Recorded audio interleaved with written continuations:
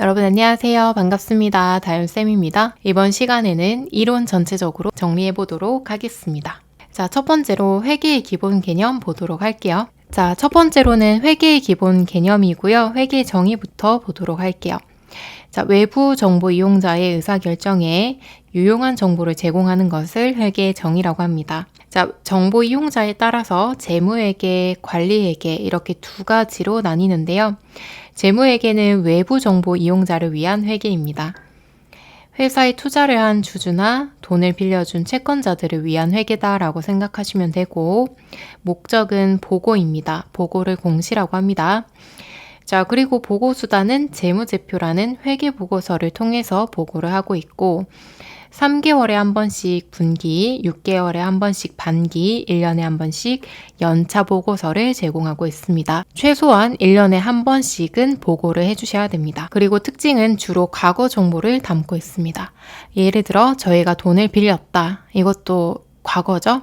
또는 상품을 판매했다. 이것도 과거죠.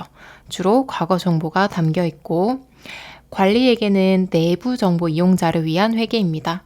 내부 정보 이용자는 회사 안에 있다라고 해서 내부 정보 이용자라고 하고요. 경영자, 관리자를 위한 회계입니다. 자, 목적은 회사를 통제하거나 관리하고 성과를 평가하기 위한 게 목적이고요. 일정한 양식과 일정한 기간이 정해져 있지 않습니다. 회사 특성에 따라서 한 달에 한 번씩 보고할 수도 있고, 6개월에 한 번씩 보고할 수도 있고, 일주일에 한 번씩 보고할 수도 있겠죠. 그리고 주로 미래와 관련된 정보 위주입니다. 원가를 줄이려면 어떻게 해야 될까? 이러한 내용들이 들어가 있다라고 봐주시면 되겠습니다. 자, 그리고 재무제표는요, 반드시 암기하고 가셔야 되죠. 가장 기본적인 개념이지만 세무 2급에도 다음 중 재무제표로 옳지 않는 것은 이런 식으로 자주 출제가 되고 있죠. 자, 재무제표의 종류는 총 5개가 있고요. 재무상태표. 재무상태표는 일정 시점에 재무상태를 나타내는 거고, 자산, 부채, 자본 이렇게 3가지 요소가 들어가 있습니다. 손익계산서는 손해와 이익을 계산하는 보고서다라고 생각해 주시고, 일정 기간의 경영성과를 나타내고 있습니다. 자, 기간은 언제부터 언제까지 설정하는 거죠? 1월 1일부터 12월 31일까지다. 라고 봐주시면 되고, 자본 변동표는 일정 기간의 자본의 변동을, 현금 흐름표는 일정 기간의 현금의 입금과 출금을 나타내고 있고, 현금주의로 작성하고 있습니다. 현금주의는 실제로 돈이 들어왔을 때 기록하는 것, 실제로 돈이 나갔을 때만 기록하는 걸 얘기하고요. 현금 흐름표 제외하고는 발생주의로 회계 처리하고 있죠. 발생주의는 뒤에 또 나올 거예요. 자, 주석은 위에 4가지 보고서를 보충 설명하는 보고서입니다. 자, 재무상태표부터 현금 흐름표까지는요, 계정 과목이랑 금액 위주로 적혀져 있는 보고서죠. 자, 그런데 회사를 운영하다 보면 금액으로 표시할 수 없는 내용들이 있겠죠. 예를 들어 어떤 회계 기준을 적용했는지, 회사 소재지는 어디에 있는지, 그리고 소송 사건들이 있는지, 이러한 자세한 내용들을 기록하고 있습니다. 자, 그래서 5개 이거 무조건 외워주셔야 됩니다. 자, 두 번째는 재무제표의 일반 원칙입니다. 자, 일반 원칙도 자주 나오고 있죠? 재무제표 작성 책임은 경영자한테 있다, 종업원한테 있지 않습니다. 첫 번째 책임은 경영자가 지고 있고요. 계속기업은 계속기업을 전제로 재무제표를 작성하겠다. 자, 다음 달에 우리 회사가 망할 것이라고 예측을 해요. 그러면 재무제표를 작성하기가 어렵겠죠? 따라서 우리 회사는 망하지 않고 계속해서 기업을 영위할 것이다 라는 것을 전제로 두고 재무제표를 작성해야 된다라는 뜻이에요. 중요성과 통합표시. 자, 여기에는 별표 하나 칠게요. 굉장히 자주 출제되고 있고요. 자, 중요한 항목은 만약에 계정 과목이 중요하다. 그러면 재무제표 본문이나 주석에 내용을 잘 나타낼 수 있도록 구분해서 표시를 해주셔야 되고요. 성격이 기능이 유사하거나 아니면 중요하지 않다, 금액적으로 중요하지 않다라고 하면 통합해서 표시할 수 있습니다. 자, 통합해서 표시할 수 있는 계정을 통합 계정이라고 하고요. 회계에서 통합 계정은 어떤 거 있었죠, 여러분? 매출 채권이 있었죠. 자, 매출 채권은 외상 매출금이랑 그 다음에 받을 어음이랑 두 개 합친 걸 매출 채권이라고 하고요. 두 개 특징은 상거래에서 발생한 채권이죠. 그래서 이런 식으로 성격이 유사하면 두 개를 합쳐서 매출 채권으로 보고를 할 수 있다라는 뜻입니다. 이 문장 잘 봐주시면 좋을 것 같습니다. 자, 그리고 재무상태표랑 손익계산서 구조고요. 구조는 알고 계시면 문제 풀기가 수월하죠. 근데 혹시나 나는 이 구조들을 외우기가 힘들다, 아니면 시험장에 가서 갑자기 기억이 안 난다라고 하실 경우에는 이론 문제 풀다가 K랩 열어볼 수도 있죠. 자, 그러면 재무상태표를 열어보시거나 손익계산서를 열어보시면 돼요. 자, 그래서 프로그램 도움을 받을 수 있다라는 것도 참고로 해주시고요. 자, 우선 재무상태표는 자산, 부채, 자본 이렇게 구성이 되어 있고, 자, 1년을 기준으로 유동, 비유동으로 나누죠. 유동자산은 1년 이내에 현금화가 가능하다라는 뜻이고요. 재고는 판매 목적으로 보유하고 있는 자산입니다. 상품, 제품, 원재료, 제공품 이러한 것들이 들어가 있고요. 당좌는 굳이 판매를 하지 않고도 현금화가 가능한 걸 얘기하는 거예요. 현금, 보통예금, 당좌예금 이런 계정 과목들이 들어가 있습니다. 자, 비유동 자산은요, 투, 유, 무기 이렇게 네 가지가 있고요. 투자 목적이거나 유형은 형태가 있고 사용이 목적이다. 비품, 기계장치, 건물, 차량, 운반구 이러한 것들 들어가 있고, 무형 자산은 없을 무죠. 형태가 없다라는 뜻이고, 저작권, 영업권, 개발비 이러한 권리들이 들어가 있습니다. 그리고 기타 비유동 자산은 나머지 계정 과목들이 들어가 있습니다. 자, 그 다음에 부채는 1년 기준으로 유동부채, 비유동부채 이렇게 나눠져 있고요. 특히 비유동부채의 분류를 많이 물어요. 사채, 그 다음에 퇴직급여 충당부채, 임차보증금, 장기차입금 이렇게 네 가지가 있습니다. 자, 근데 얘도 마찬가지예요. 만약에 외우기가 좀 힘드시다라고 하면은 우리 K랩에 계정 과목 및 적요 등록이 있습니다. 여기 들어가시면 비유동 부채 안에 어떤 계정 과목들이 들어가 있는지 다 확인이 가능해요. 그래서 다음 중 비유동 부채가 아닌 것은 이렇게 물었을 때 외우고 계시면 바로 찍고 넘어가시면 되고요. 만약에 기억이 안 나거나 헷갈린다 하시면 K랩 프로그램에 계정 과목 및 적요 등록 들어가셔서 비유동 부채를 확인하신 후에 비유동 부채에 어떤 것들이 들어가 있는지를 확인하시면 됩니다. 참고해 주시고요. 자, 그 다음에 자본은 총 5가지 있고요. 자본이라는 글자가 들어간 애들은 자본 거래라고 하고 주주와의 거래에서 발생된 거예요. 자, 주주랑 어떤 거래를 하죠? 그렇죠. 주식 거래죠. 자, 자본금은 주식을 발행했을 때 자본금이라고 하고요. 자본잉여금은 주식 거래에서 이득 본 부분이 들어갈 거예요. 남은 돈이 들어갈 거예요. 자본 조정은 자본 잉여금에 들어가지 않는 계정. 그러면 반대로 마이너스 손해본 계정이거나 아니면 임시 계정들이 들어갑니다. 자본 파트에 들어가면 자세하게 보기로 하고요. 자, 기타 포괄 손익 누계액 이익 잉여금은 영업 활동에서 발생된 거예요. 영업활동에서 발생된 거. 자, 기타 포괄 손익 누계액은 평가 계정들이 들어가고 이익잉여금은 뭐죠? 이익이 남아있다라는 뜻이고 수익에서 비용 뺀 이익이 들어가는 거죠. 자, 그 다음에 손익계산서의 구조입니다. 자, 손익계산서의 구조도 외우고 계시면 제일 좋고요. 헷갈리시면 K랩 열어보시면 되겠습니다. 자, 첫 번째로는 매출액 있고요. 매출원가 빼면은 매출 총이익, 판매비와 관리비 빼면은 영업이익. 자, 판매비와 관리비를 줄여서 판관비라고도 하는데요. 자, K랩에는 800번대 코드고 직원급여, 퇴직금, 복리후생비, 접대비, 광고 선전비, 세금과 공과, 임차료 이러한 것들이 들어갑니다.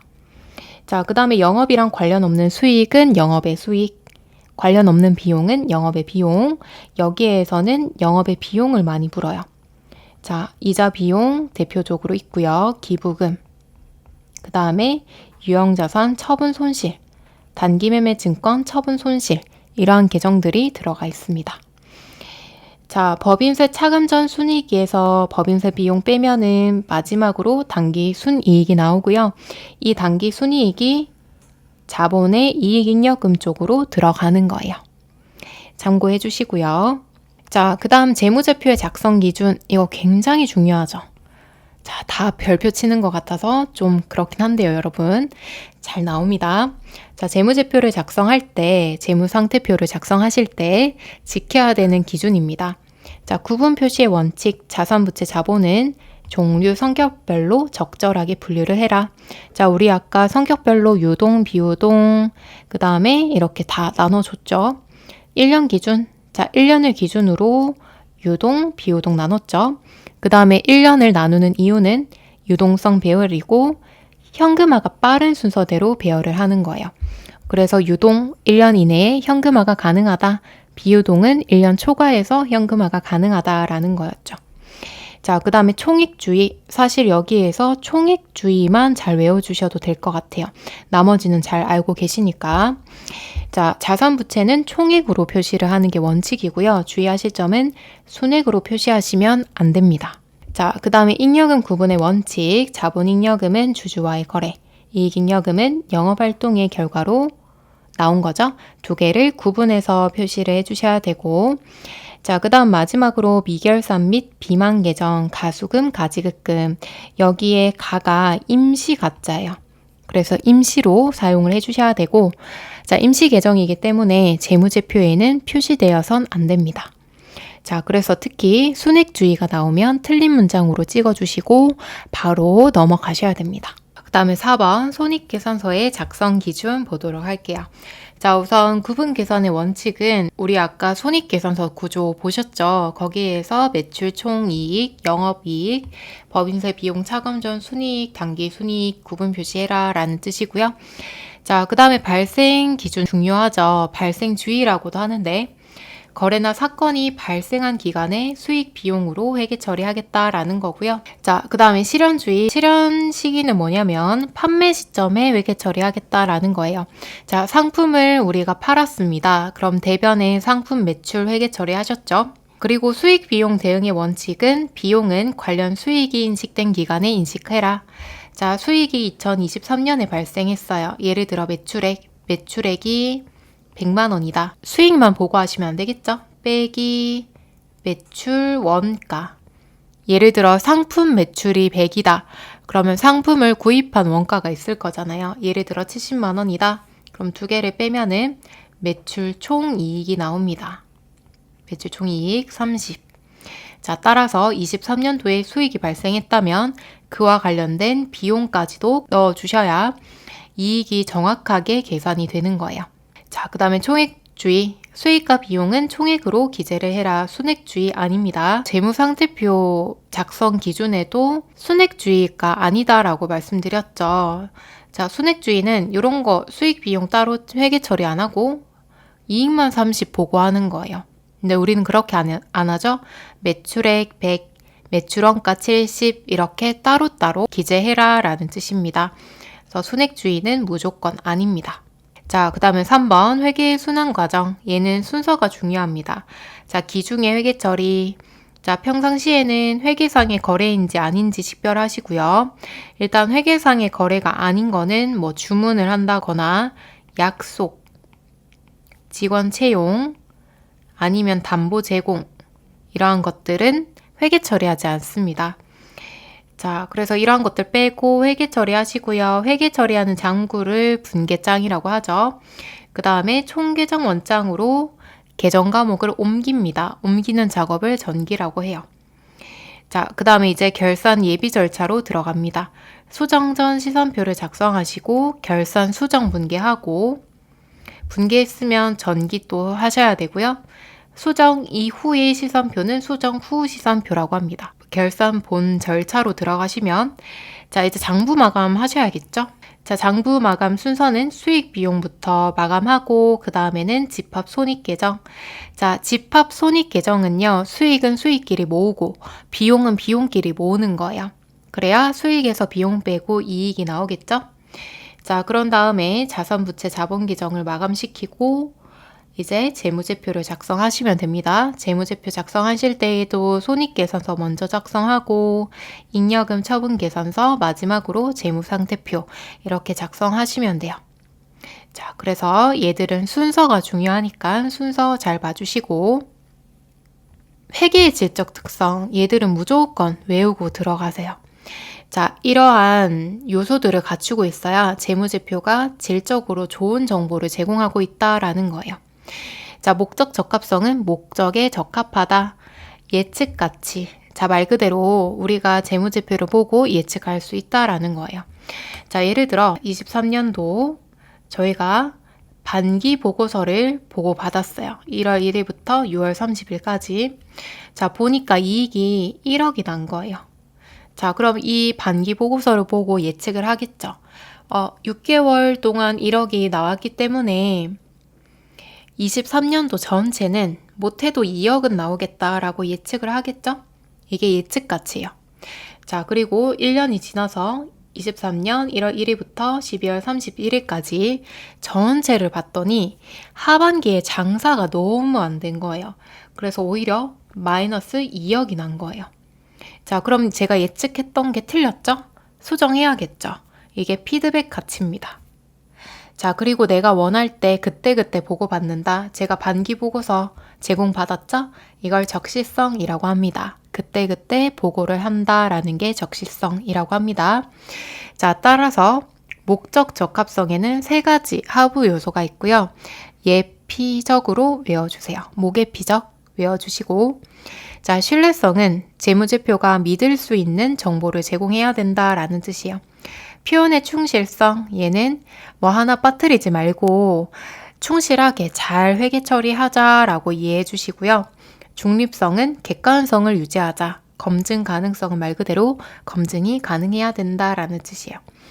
자, 그래서 목적 적합성 이거 하나만 딱 외워주시고요. 나머지는 신뢰성이다라고 생각해 주시면 되겠습니다. 자, 그리고 두 번째로 중요한 거를 2차 질적 특성이라고 하는데, 자, 2차 질적 특성에는 비교 가능성이 있어요. 전기, 단기 비교하겠다, 아니면 기업끼리 비교하겠다라는 겁니다. 자, 그러면 기출문제 풀어보도록 하겠습니다. 일단 제가 회계 1급에서 문제를 뽑아왔는데요. 세무 2급이랑 동일합니다. 물론 세무 2급이 조금 더 꼬아서 나오는 경향이 있긴 하지만 재무회계는 범위가 90%는 똑같기 때문에 문제를 같이 풀어주시면 돼요. 자, 1번 재무제표 통해서 제공되는 설명으로 틀린 것 찾으래요. 자, 1번 재무제표는 추정에 의한 측정치를 포함하지 않는다. 자, 1번이 틀렸죠? 측정치 포함하고 있습니다. 우리 대손율. 자, 1% 떼일 것 같다. 2% 떼일 것 같다. 예측했죠? 그 다음에 감가상각하실 때 내용연수. 내용연수는 사용할 것이라고 예측하는 기간이죠. 우리 회사의 차량 운반구를 10년 동안 탈 것이다. 이것도 예측이죠. 자, 그래서 포함하고 있습니다. 자, 2번 재무제표는 특정 기업 실체에 관한 정보를 제공한다. 맞죠? 특정 기업에 대한 정보만을 포함하고 있고, 화폐 단위로 측정된 정보를 주로 제공한다. 이것도 맞죠? 금액으로 표시되어 있고요. 4번은 산업 또는 경제 전반에 관한 정보를 제공하지 않는다. 이것도 맞죠? 예를 들어 제가 스타벅스의 재무제표를 봅니다. 그러면 스타벅스에 대한 정보만 확인하실 수 있지 전반적인 카페 산업에 대한 정보를 제공하지 않습니다. 자, 그 다음에 2번 재무제표에 해당하는 것 모두 고르면 몇 개인가? 자, 재무상대표 손익계산서, 자본변동표, 현금흐름표, 주석 이렇게 5개죠. 자, 3번 작성 기준 중에 가장 적절한 항목은 1번 유동성이 작은 항목부터 배열한다. 자, 1번은 틀렸죠? 유동성이 큰 항목부터 배열. 자, 2번 총액으로 표기하지 않고 손액으로 기재한다. 이것도 틀렸죠? 총액으로 기재하고 있습니다. 자, 3번 결산일 기준 1년 또는 정상적인 영업 기준으로 구분 표시한다. 이거 3번 맞죠? 자, 4번은 자본 항목 중 잉여금은 주주와의 거래인 이익잉여금과 영업활동의 결과인 자본잉여금으로 구분하여 표시한다. 4번 틀렸죠? 두 개가 바뀌어야겠네요. 그죠? 자, 다음 4번 질적 특성 중에 무엇에 대한 설명인가? 자, 내용 쭉 읽어보면은 반기이익은 올해 연간이익을 예상하는데 활용될 수 있다. 이거 뭐였죠? 예측 가치였죠. 그죠? 자, 피드백 가치는 수정이라는 단어가 나와야 됩니다. 예측했던 것을 수정한다 이렇게 나와야 되고 예상한다, 예측한다로 끝나면 예측 가치예요. 자, 5번 쭉 읽어보시면 충분할 정도로 장기간 존속한다고 가정한다. 즉 기업은 경영활동을 청산하거나 접거나 축소시킬 의도가 없을 뿐만 아니라 청산이 요구되는 상황도 없다고 가정한다. 자, 1번이죠. 우리 회사는 망하지 않고 장기간 계속해서 영업을 영위할 것이다 라고 하는 거예요. 자, 그럼 이제 본격적으로 자산 들어가도록 할게요.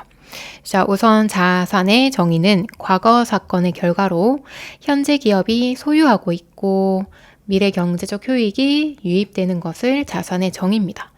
자, 자산 첫 번째로는 당좌 자산이고요. 자, 당좌는 판매를 거치지 않고 1년 이내에 현금화가 되는 자산입니다. 자, 그럼 첫 번째로 현금 및 현금성 자산이 있고 얘를 통합 계정이라고 해요. 첫 번째로는 또 현금이 있습니다. 현금은 통화와 통화 대용 증권으로 구분되어 있고 자, 여기에는 현금이 아니라 동전이랑 지폐, 그 다음 통화 대용 증권은 통화처럼 사용이 가능한 걸 얘기하고요. 각종 수표들 있고 우편한 증서, 우체국에 가면 현금으로 교환을 해줍니다. 만기가 도래한 국공채 이자표, 자, 은행 가시면 현금으로 교환이 가능하고 배당급, 지급 통지표 얘도 마찬가지 은행 가시면 현금으로 교환을 합니다. 자, 주의하실 점, 선일자 수표, 현금 아닙니다. 선일자 수표는 수표긴 한데 일자가 정해져 있어요.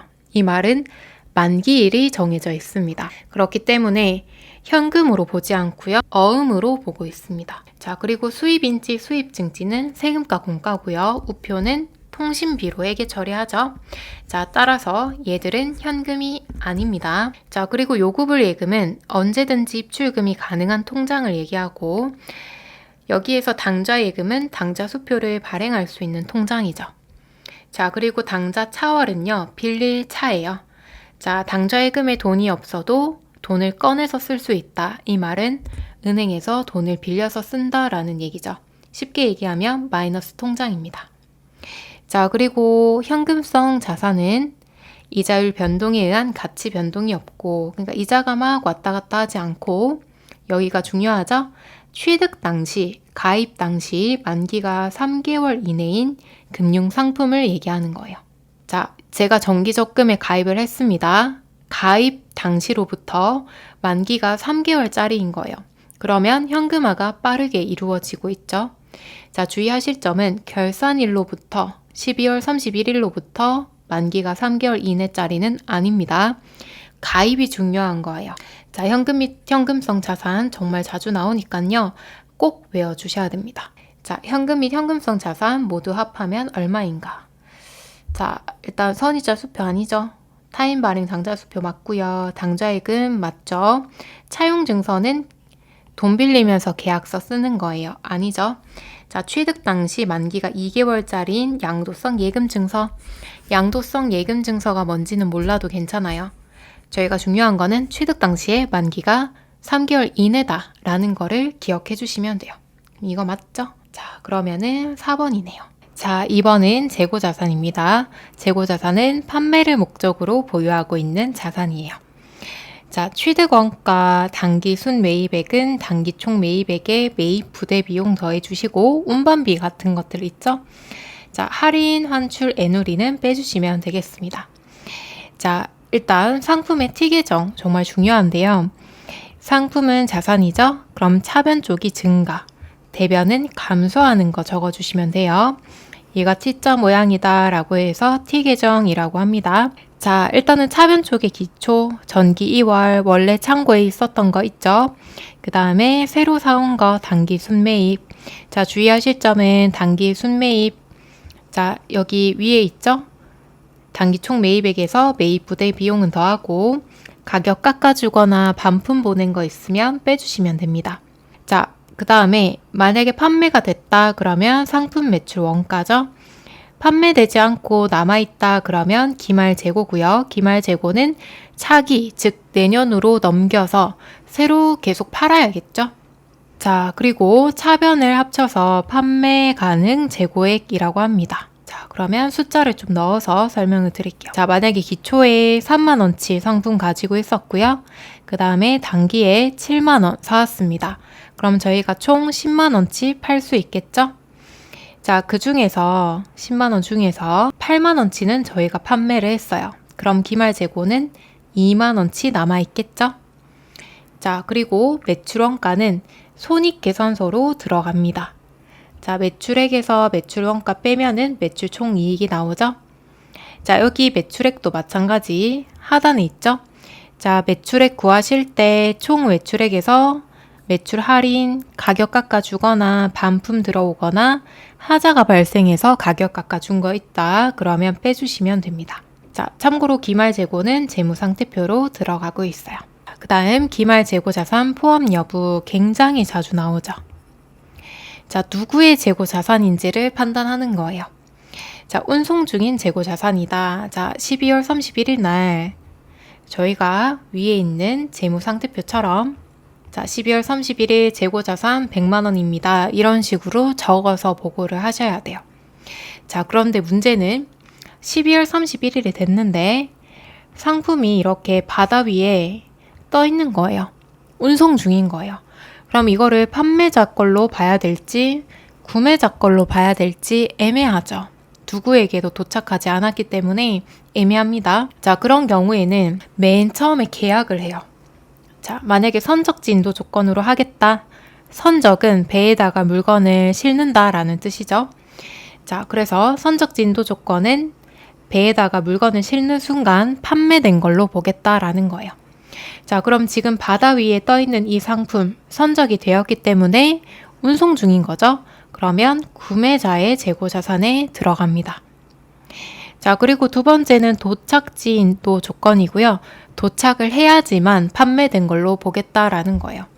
자, 그럼 지금 바다 위에 운송 중인 이 상품은 아직까지 도착을 안 했죠? 그러면 도착을 안 했기 때문에 아직까지는 판매자 거다라고 보는 거예요. 자, 그래서 운송 중인 재고 자산은 두 가지 조건이 있고요. 조건에 따라 판매자 거가 될 수도 있고 구매자 거가 될 수도 있기 때문에 내용을 잘 봐주셔야 됩니다. 자, 그 다음 할부 판매 상품. 할부 아시죠, 여러분? 3개월 할부, 6개월 할부 이렇게 끊는 거 있죠. 제가 백화점에 가서 가방을 3개월 할부로 끊고 가지고 왔어요. 그럼 이 가방 누구 거예요? 제 거죠. 구매자 거죠. 자, 따라서 대금 회수와는 관계없이 판매 시점에 무조건 매입자의 재고 자산으로 보는 거예요. 자, 그리고 3번 위탁 상품, 적송품이라고도 하는데 자, 제가 공장에서 가전제품을 만들어요. 자, 저희가 만들기만 하기 때문에 판매는 맡겨야겠죠? 자, 뭐 하이마트 이런 곳에다가 저희 전자제품을 판매해 주세요 라고 맡길 거예요. 주의하실 점은 하이마트에 파는 게 아니고요. 맡기는 거예요. 팔아주세요. 이렇게 위탁. 자, 맡긴 사람을 위탁자라고 하고요. 이렇게 받은 사람을 수탁자라고 하는데 자, 그러면 지금 하이마트 안에 우리 회사의 가전제품이 들어가 있겠죠? 그럼 12월 31일 현재 수탁자의 창고에 들어가 있는 이 제품 누구 걸로 봐야 될까요? 자, 이 제품은 원래 주인인 위탁자 걸로 보고 있습니다.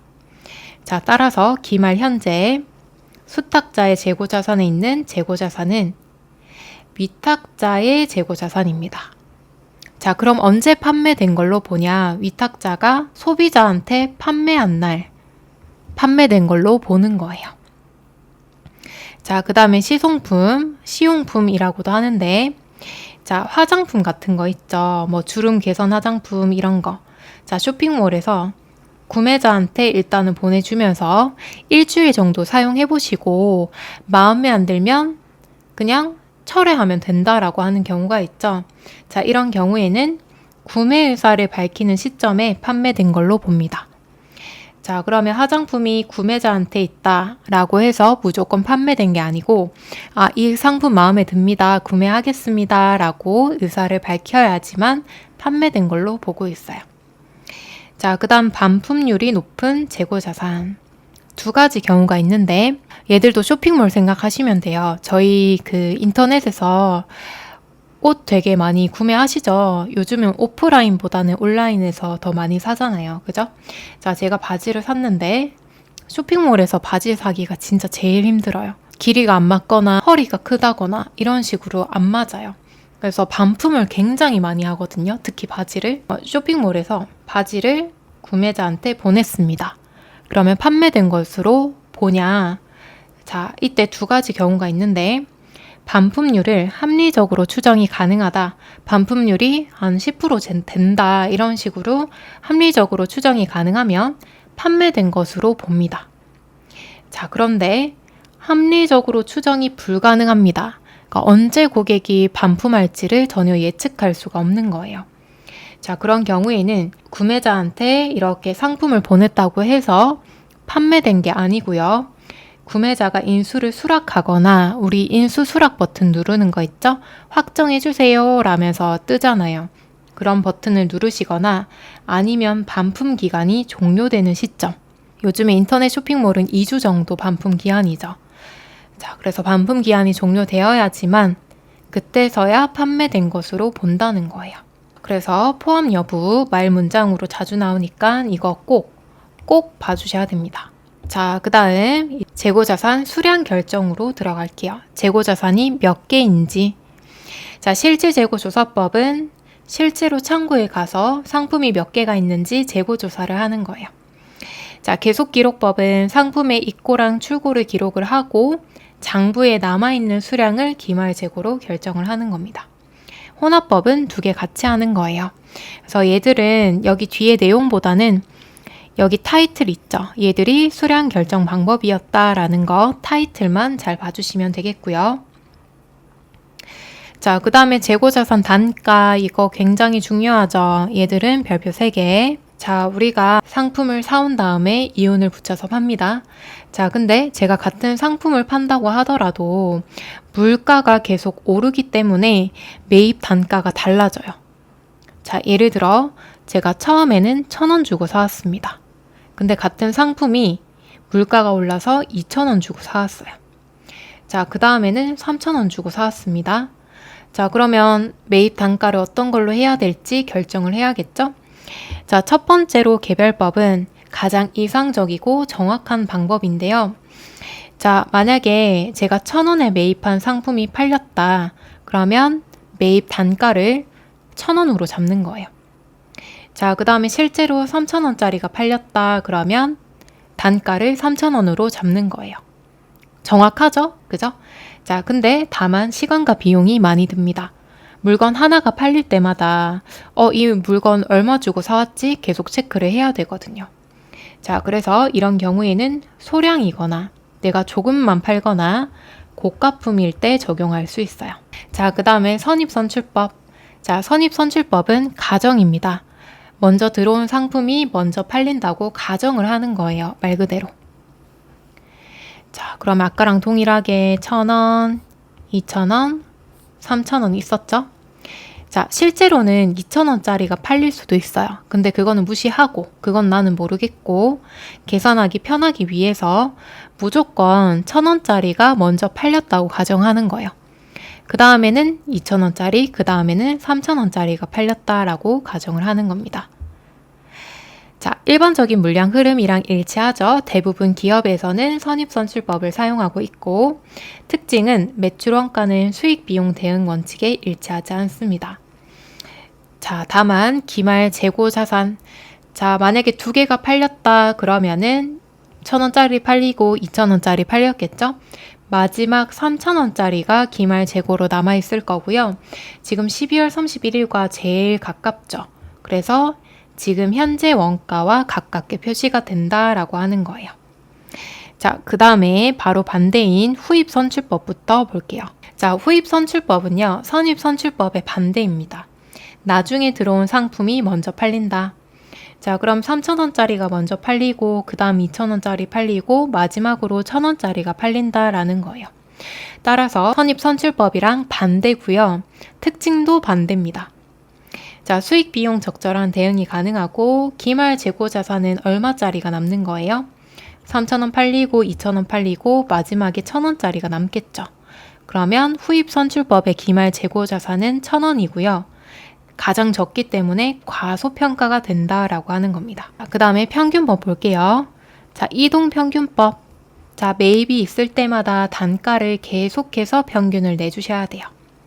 자, 그 다음에 총평균법은 결산일에 딱 한 번만 평균을 냅니다. 자, 그리고 마지막으로 매출가격 환원법은 소매재고법이라고도 하는데 매출가격의 원가율을 곱해서 기말재고를 추정하는 방법이에요.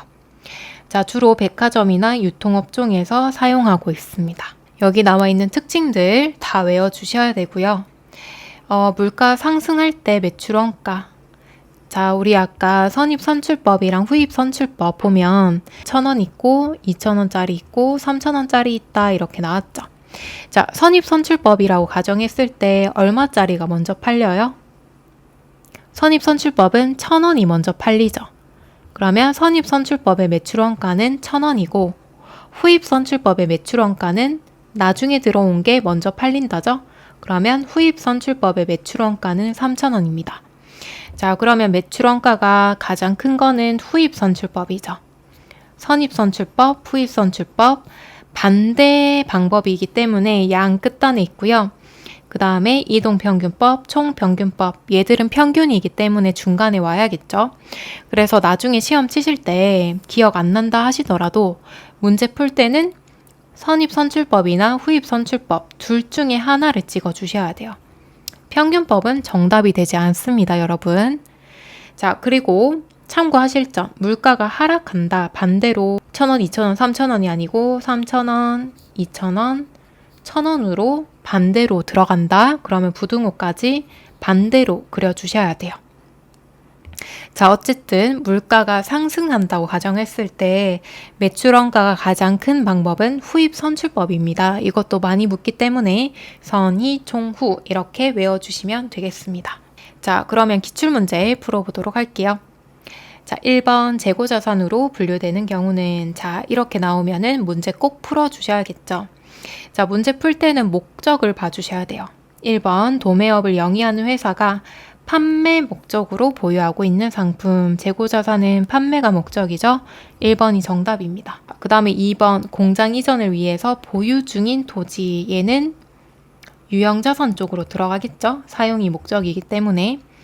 자, 3번은 단기 시세차익을 목적으로 보유하는 유가증권, 얘는 단기 매매 증권이고 당좌자산 쪽으로 들어갈 거고요. 4번은 회사가 사옥 이전을 목적으로 보유 중인 건물, 그러면 얘도 유형 자산입니다. 그래서 뒤에 있는 뭐 상품, 토지, 유가증권 얘들이 중요한 게 아니라 목적이 중요합니다. 판매 목적이다 보시고 바로 찍고 넘어가셔야 돼요. 자, 그 다음에 2번 매출원가는 얼마인가? 자, 그러면 상품의 T 계정을 그려서 구해주셔야 돼요. 상품, 자, 증가, 감소. 자, 처음에 기초 들어와야겠죠? 50만원. 좀 짧게 쓸게요. 자, 그 다음에는 매입액. 자, 총 매입액 있죠? 80만원. 자, 총 매입액 80만원에서 애누리 가격 깎은 거 있으면 빼주셔야겠죠? 75만원. 자, 두 개를 빼주시면은 얘는 80만원이 아니네요. 좀 정정할게요. 매입은 800만원. 800만원 빼기 매입 애누리 그러면 725만원. 그 다음에 판매되면 매출원가, 판매되지 않고 남아있으면 기말 재고. 자, 기말 재고 있죠? 150. 자, 그 다음 타계정 대체 있죠? 타계정 대체는 빠지는 쪽으로 들어가요.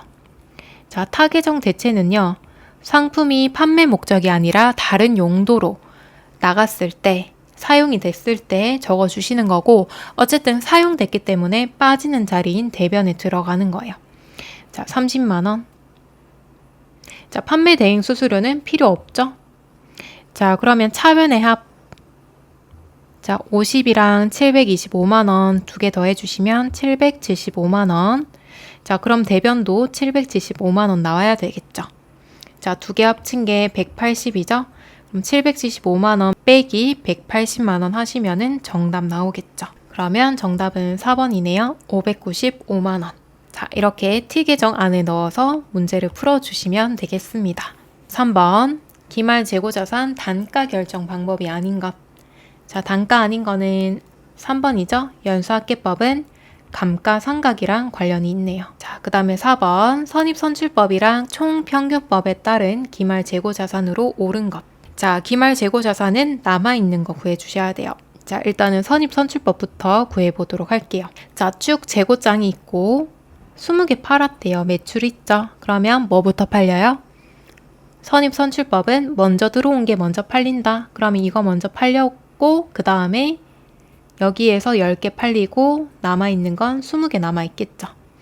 자, 그럼 기말 재고는 남아있는 거기 때문에 20개 곱하기 12만원, 240만원 남아있을 거고요. 자, 그 다음에 마지막으로 10개 곱하기 11만원, 110만원 남아있겠죠? 2개 더 하시면은 350만원 남아있겠네요. 그럼 일단 1번, 2번 아니네요. 자, 그 다음에 총평균법. 자, 총평균법은 결산일에 딱 한 번만 평균을 내겠다. 자, 평균 내실 때는 금액 나누기 수량 하시면 평균 단가가 나오겠죠. 자, 그러면 금액을 곱해 주시면 됩니다. 자, 주의하실 점은 매출은 빼고 매입한 것만. 자, 2개 곱하시면은 100만원. 자, 2개 곱하면은 360만원. 그 다음에 얘는 110만원. 자, 다 더해 주시면은 570만원이네요. 자, 그럼 570만원 나누기 수량은 10개, 30개, 10개, 50개네요. 자, 570만원 나누기 50개, 단가가 11만 4천원으로 새로 계산이 되는 거예요. 자, 근데 남아있는 거 구하셔야겠죠? 기말 재고자산 50개 중에 저희가 매출한 게 20개죠. 빼기 20개 하시면은 30개. 자, 그럼 30개 곱하기 단가는 11만 4천원으로 계산해놨죠. 그러면 342만원 나오겠네요. 그럼 정답은 3번입니다. 자, 그 다음 3번. 이번엔 투자자산 쪽으로 넘어가도록 할게요. 여기서부터는 유형자산이죠. 자, 목적은 투자를 목적으로 보유하고 있고요. 유가증권의 종류, 이거 꼭 외워주셔야 됩니다. 자, 일단은 단기매매 증권은요, 유동자산 쪽으로 들어가고 나머지는 투자 쪽으로 들어갑니다. 자, 단기매매 증권 내용 잘 봐주셔야겠죠? 단기 내에 매매 차익을 목적으로 시장성이 있는 주식이나 사채입니다. 따라서 주식 구입했을 때에도 분개 가능하고 채권도 가능해요. 자, 기말 평가는 공정가액법으로 하셔야겠죠? 기말 현재 금액이랑 취득 금액이랑 비교를 하신 다음에 단기매매 증권 평가 손실이나 평가 이익으로 회계 처리하시고 영업의 수익이나 영업의 비용 쪽으로 들어갑니다. 그래서 이 계정 과목은 수익 비용입니다. 자, 그 다음에 매도 가능 증권은 단기 매매 증권이나 만기 보유 증권으로 분류되지 않는 주식이나 사채예요. 자, 여기도 마찬가지 주식 가능하고요. 채권 가능합니다. 자, 동일하게 공정가액법으로 회계 처리하고 자, 이때 요거 진짜 중요해요, 여러분. 매도 가능 증권 평가 손익은요. 단기 매매 증권 평가 손익과 다르게 자본에 있는 기타 포괄 손익 누계액 쪽으로 들어가요. 따라서 매도 가능 증권 평가 손익은 수익 비용이 아니고 자본 안에 들어가 있습니다. 이 부분에 대해서 굉장히 많이 물어요. 자, 이거는 꼭 외우고 들어가세요.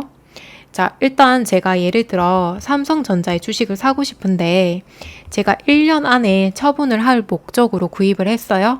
그러면 단기 매매 증권으로 회계 처리하시면 되고 나는 오랫동안 가지고 있을 거야. 한 10년 정도는 묵혀둘 거야.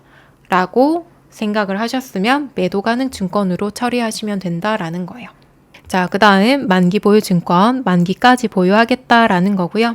만기까지 보유할 적극적인 의도와 능력이 있는 사채를 얘기합니다.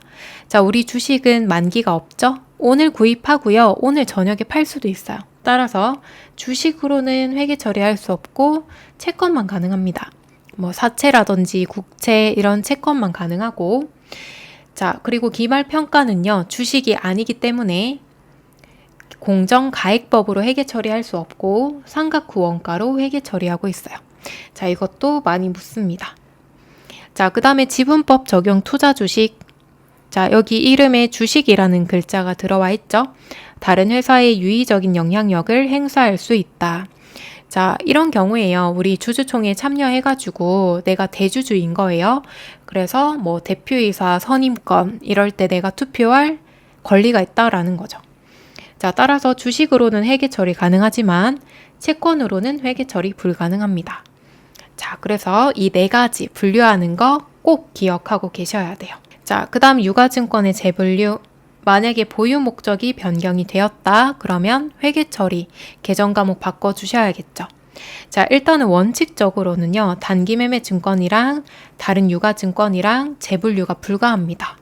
그러니까 단기 매매 증권 했다가 매도 가능 증권으로 바꾸면 안 된다는 거예요. 자, 근데 다만 예외가 있어요. 시장성을 상실한 경우에는 매도 가능 증권으로 바꾸는 게 가능합니다. 자, 시장성을 상실했다는 얘기가 뭐죠? 자, 시장성은요, 말 그대로 시장 생각하시면 돼요. 자, 시장에 가시면 파는 사람도 많고 구입하려는 사람도 많죠. 그죠? 수요와 공급이 원활해야 되는데 시장성을 상실했다는 얘기는 내가 아무리 팔고 싶어도 구매할 사람이 없는 경우를 얘기하는 거예요. 그런 경우에는 어쩔 수 없이 내가 팔고 싶어도 팔지를 못하기 때문에 1년 이내에 처분하지 못하고 장기간 보유할 수 있겠죠? 그런 경우에는 예외적으로 매도 가능 증권으로 재분류가 가능하다라는 거고요.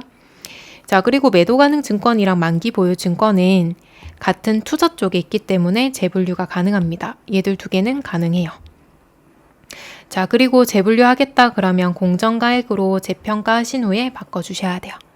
예를 들어 제가 단기 매매 증권 처음에 취득 금액이 100만 원이었어요. 자, 근데 한 10월 8일 날 시장성을 상실해서 매도 가능 증권으로 바꾸고 싶다. 그러면 매도 가능 증권 100만 원으로 써주시는 게 아니고 10월 8일 날 예를 들어 만 원으로 가격이 떨어졌다. 그럼 매도 가능 증권 만 원으로 써야 된다라는 거예요. 문제를 풀어보도록 하겠습니다.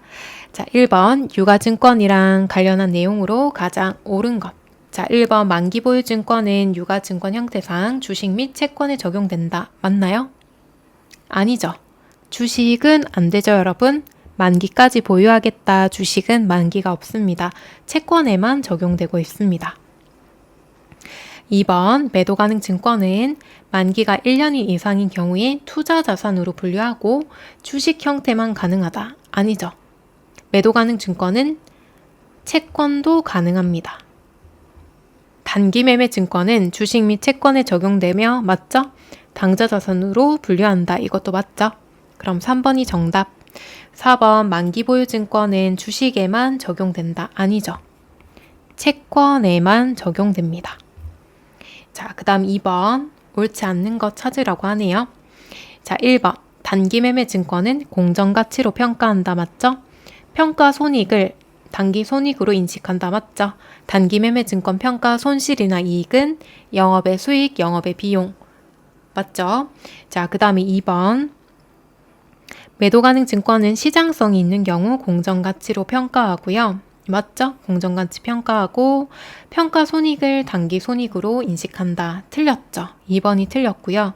평가 손익은 매도 가능 증권, 평가 손실이나 평가 이익을 얘기하는 거고 단기 손익, 수익 비용이 아니라 자본에 있는 기타 포괄 손익 누계액 쪽으로 들어갑니다. 이거 굉장히 중요합니다. 엄청 자주 나와요, 여러분. 자, 그 다음에 3번 취득 부대 비용은 발생 즉시 비용으로 처리한다. 맞죠? 단기 매매 증권만 예외적으로 수수료 비용으로 처리하고 있습니다. 그리고 영업의 비용 900번대로 넣어주셔야 되고 자, 만기 보유 증권의 취득 부대 비용은 취득 원가에 가산한다. 맞죠? 수수료 비용은 만기 보유 증권에 더해주셔야 됩니다. 자, 3번 자, 단기 중 취득하여 기말 현재 보유하고 있는 유가증권 관련 자료이다. 회계 처리로 적절한 것은 무엇인가? 자, 취득 원가는 200만 원이고 단기 목적으로 취득했습니다. 기말 공정가치는 240이다. 자, 40만 원 증가했죠. 그럼 차변에 단기 매매 증권 자산 증가 40만 원 적어주고 대변에는 단기 매매 증권 좀 줄여서 쓸게요. 평가 이익으로 40만 원 적어주셔야겠죠. 자, 그 다음에 취득원가 180만 원이고 장기 투자 목적으로 취득했고 공정가치는 170이다. 자, 얘는 오히려 10만 원 떨어졌네요. 그죠? 그럼 대변에 장기 투자 목적이면 매도 가능 증권 10만 원 자산 감소. 그 다음 차변에는 매도 가능 증권 평가 손실로 잡아주셔야겠죠? 10만 원. 얘는 자본에 있다라고 말씀드렸고 자본 감소 자리인 차변에 들어오는 거예요. 자, 그럼 정답은 4번이네요. 4번 유가증권에 대한 설명으로 옳지 않는 것. 자, 1번 미실현 보유손익은 미실현 보유손익은 평가 손익을 얘기하는 거고요. 단기 매매 증권 평가 손실이나 평가 이익을 얘기하는 거예요. 자, 단기 손익 맞죠? 수익 비용으로 처리하는 거 맞습니다. 자, 그 다음 2번 매도 가능 증권에 대한 미실현 보유 손익은 매도 가능 증권 평가 손실, 평가 이익 얘기하는 거고 자본에 있는 기타 포괄 손익 누계액으로 처리를 하죠. 자, 3번 만기 보유 증권은 공정 가치로 평가한다? 아니죠. 만기 보유 증권은 주식이 아니라 사채고요. 공정 가치가 없습니다. 사채는 공정 가치가 없고 유효 이자율법 그리고 상각 후 원가라고도 합니다. 자, 그 다음 4번 단기 매매 증권은 유동자산이다. 맞죠? 자, 그 다음 5번 가장 틀린 것 찾으라고 하네요. 자, 1번 유가증권은 취득한 후에 만기 보유 증권, 단기 매매 증권, 매도 가능 증권 하나로 분류한다. 맞죠? 자, 근데 원래 정확하게 하면 지분법 적용 투자 주식도 있기는 합니다. 근데 여기에서 가장 틀린 거 찾으라고 했기 때문에 1번은 맞는 문장으로 봐주셔야겠습니다. 자, 2번 만기가 확정된 채무증권으로서 상환 금액이 확정되었거나 확정이 가능한 채무증권을 만기까지 보유할 적극적인 의도와 능력이 있다. 그러면 매도 가능 증권으로 분류한다? 틀렸죠. 만기 보유 증권으로 분류해 주셔야 돼요. 그 다음에 3번 지분증권 주식 얘기하는 거고요. 만기 보유증권으로 분류되지 아니하는 채무증권은 단기 매매 증권이나 매도 가능 증권 중 하나로 분류한다. 맞죠?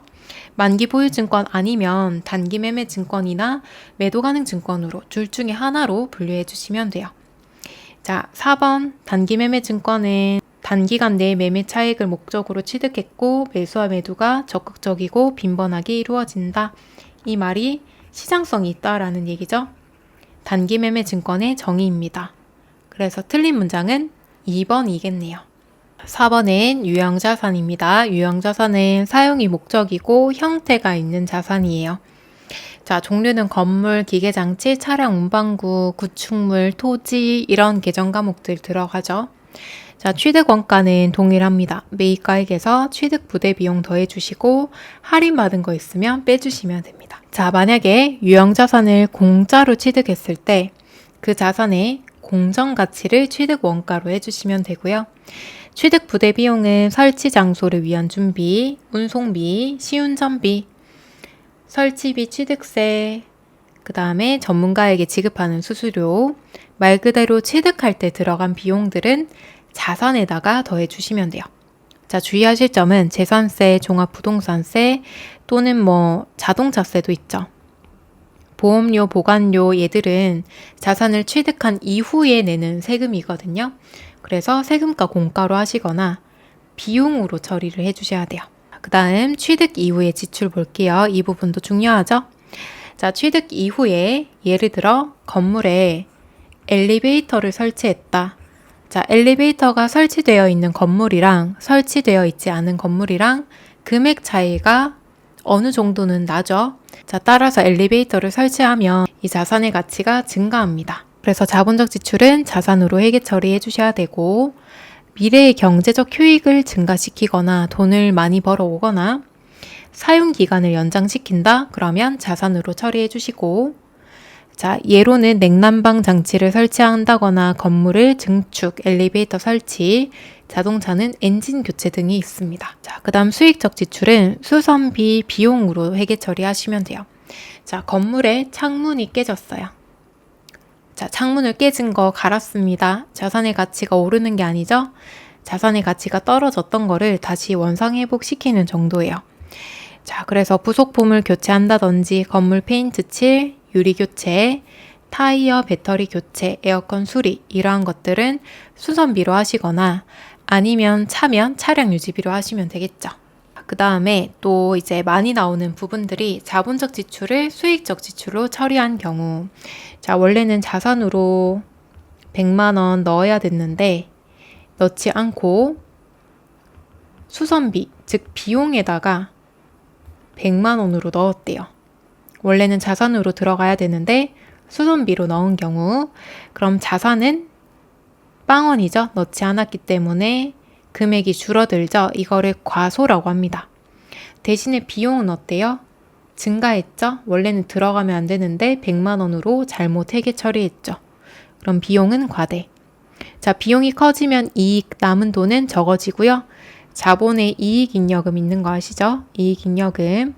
단기 순이익이 늘어나면 이익잉여금도 같이 늘어나죠? 과소. 자, 그 다음에 이번에는 반대. 자, 수익적 지출을 자본적 지출로 처리한 경우. 자, 원래는 수선비로 회계 처리해야 되는데 잘못 회계 처리해서 예를 들어 건물로 처리를 한 거예요. 자산으로. 자, 그럼 수선비에 100만 원 들어가야 됐고 건물은 회계 처리하면 안 되는데 잘못해서 수선비로는 회계 처리 안 하고 건물에다가 100만 원 이렇게 처리를 한 거예요. 자, 그러면 비용은 어떻게 돼요? 줄어들죠? 과소. 건물은 100만 원 들어갔죠? 커지죠? 과대. 자, 비용이 과소하면 이익은 어떻게 돼요? 반대로 커지고 자본도 커지죠? 자, 따라서 이런 문제를 푸실 때에는 그냥 비용 빼고요. 다 같이 간다라고 봐주시면 돼요. 그죠? 그죠? 비용 빼고 다 같이 간다라고 기억해 주시면 되겠습니다. 그 다음에 3번 감가상각. 자, 감가상각도 중요하죠. 자, 토지랑 건설 중인 자산은 감가상각 안 합니다. 감가상각은 가치의 감소를 얘기하는 거죠. 가치 감소를 비용 처리하겠다. 이걸 감가상각이라고 합니다. 가치 감소, 감가를 비용 처리하겠다. 자, 회계 처리는 차변의 감가상각비, 대변의 감가상각 누계액 처리해 주시고, 자, 정액법부터 연수합계법까지는 외워주셔야 돼요. 공식이죠. 이거 꼭 외워주시고, 자, 생산량 비례법은 그냥 생산량 들어가면은 아, 생산량 비례법이구나 라고 생각하시면 돼요. 자, 그 다음 취득 초기의 감가상각비 크기. 자, 정률법이 제일 큽니다, 여러분. 그 다음에 중간에 내용연수합계법, 마지막에 정액법. 정률법이 취득 초기에 감가상각 제일 많이 해요. 요 기억해 주시고. 자, 그 다음에 기타. 자, 토지랑 건물의 일괄취득. 자, 토지랑 건물이랑 같이 취득을 했습니다. 자, 이때 두 가지가 있는데 둘 다 사용이 목적이다. 토지도 사용할 거고 건물도 사용할 거예요. 그러면 두 개 공정가치에 따라서 나눠주시면 되고, 자, 중요한 건 이겁니다. 건물을 즉시 철거했다. 자, 제가 건물이랑 토지를 같이 매입하고요. 사자마자 이 건물을 없앤 거예요. 철거한 거예요. 그럼 저희는 어떤 게 필요해서 건물을 구입한 거예요? 사실상 이 땅이 필요해서 어쩔 수 없이 건물까지 매입한 거죠. 따라서 이 건물 구입 가액까지도 토지에다가 다 적어 주셔야 돼요. 예를 들어 토지가 7억짜리고 건물이 3억짜리다. 근데 취득 즉시 철거했다. 그러면 토지에다가 10억이라고 적어 주셔야 된다라는 거예요. 자, 그리고 건물 철거할 때 비용 들어가겠죠? 그 다음에 토지 정지 비용, 토지를 이렇게 판판하게 만드는 비용, 얘도 토지의 취득 원가로 더해 주시면 돼요.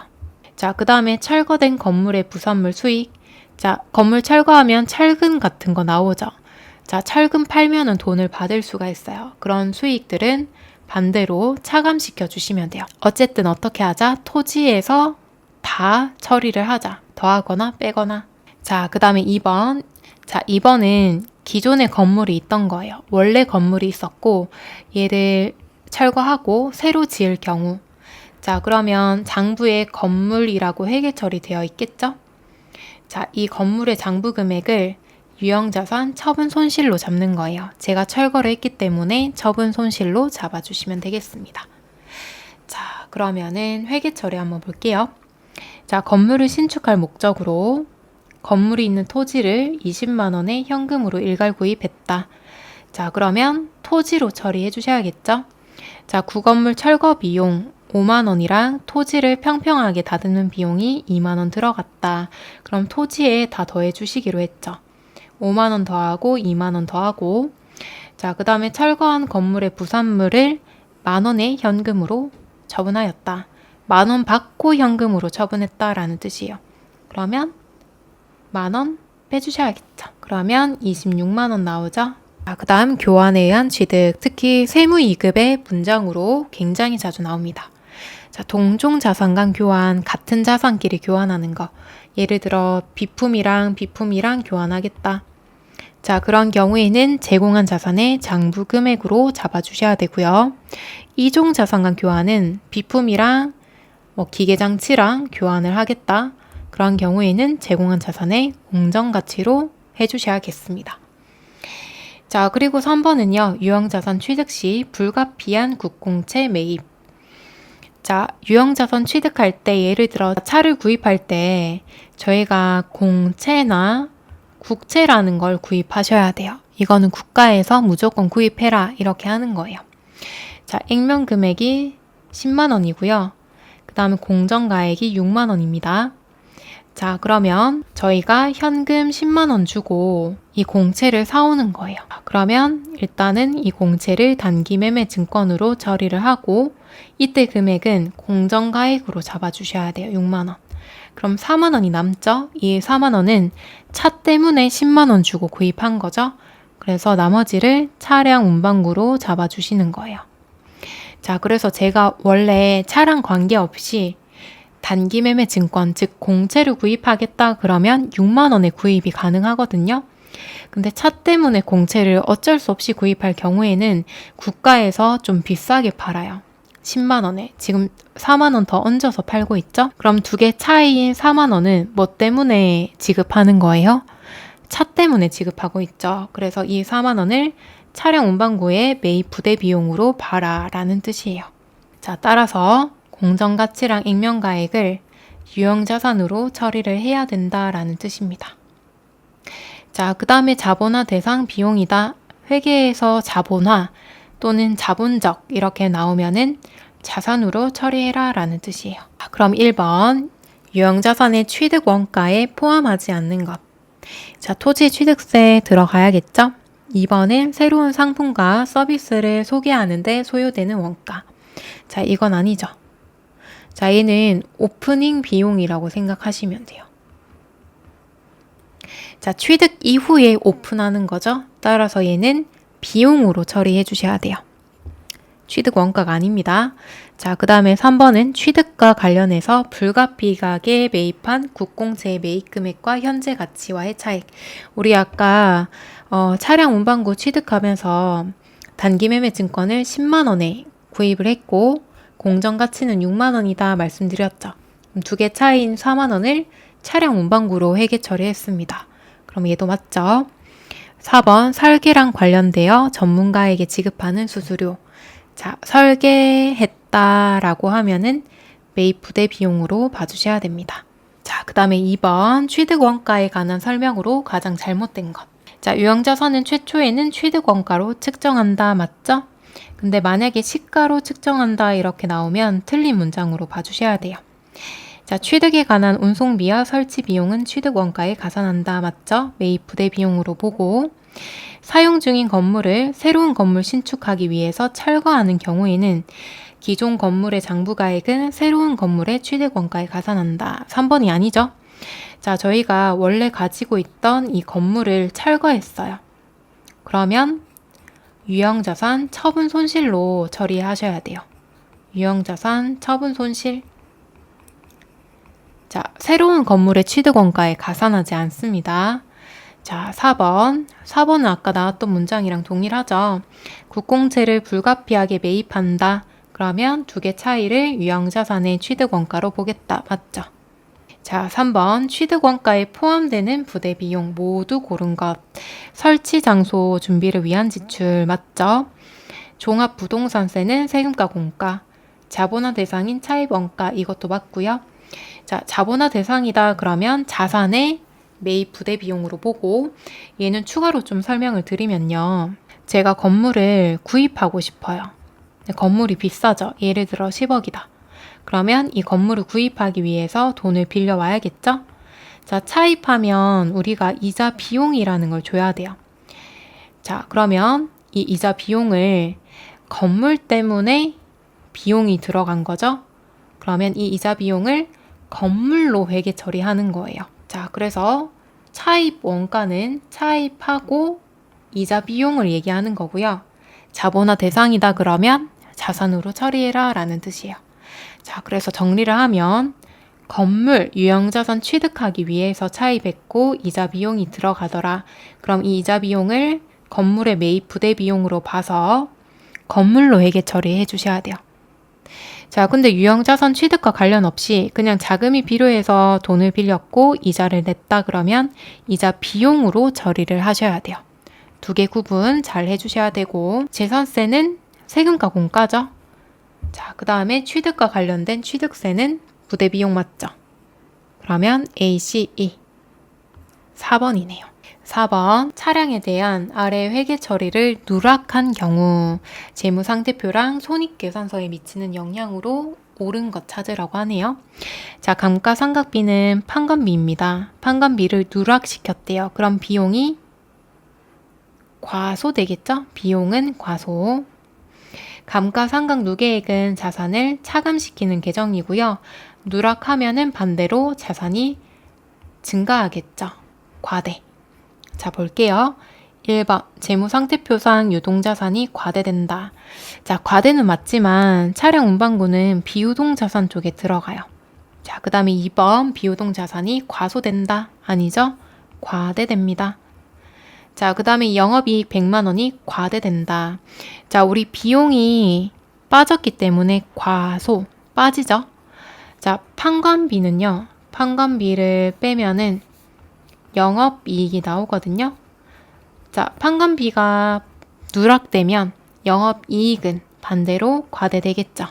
그럼 3번이 정답이고 영업의 수익이 과대된다. 아니죠? 영업이익이 과대됩니다. 자, 5번 연수합계법의 감가상각비. 자, 연수합계법은 취득 원가에서 잔존가치 빼고요. 곱하기 자, 남아있는 내용연수, 자녀 내용연수, 나누기 내용연수, 합계. 자, 그럼 넣어보시면 되겠죠? 취득원가는 6천만 원. 자, 빼기 잔존가치는 10% 600. 자, 곱하기 잔여 내용연수는 지금 1차년도죠? 그럼 3년 남았기 때문에 3. 나누기 내용연수 합계 3년이죠. 그러면 3년 더하기 2년 더하기 1년 이렇게 해주시면 돼요. 자, 그럼 정답은 4번이네요. 6번 자, 정률법으로 감가상각할 경우 1차년도에 감가상각 누계액은 얼마인가? 자, 정률법은 취득 원가에서 감가상각 누계액 빼고 곱하기 상각률. 자, 일단 취득 원가는 375만 원. 자, 여기에서 감가상각 누계액을 빼야 되는데 처음 하죠? 그러면 감가상각 누계액이 없습니다. 곱하기 상각률은 0.451. 자, 그럼 정답은 1번이네요. 자, 그 다음에 5번 무형자산. 자, 무형자산은 형태는 없지만 식별 가능하고 누구 건지 알아야겠죠? 기업이 통제하고 미래 경제적 효익이 유입될 것으로 예상되는 비화폐성 자산입니다.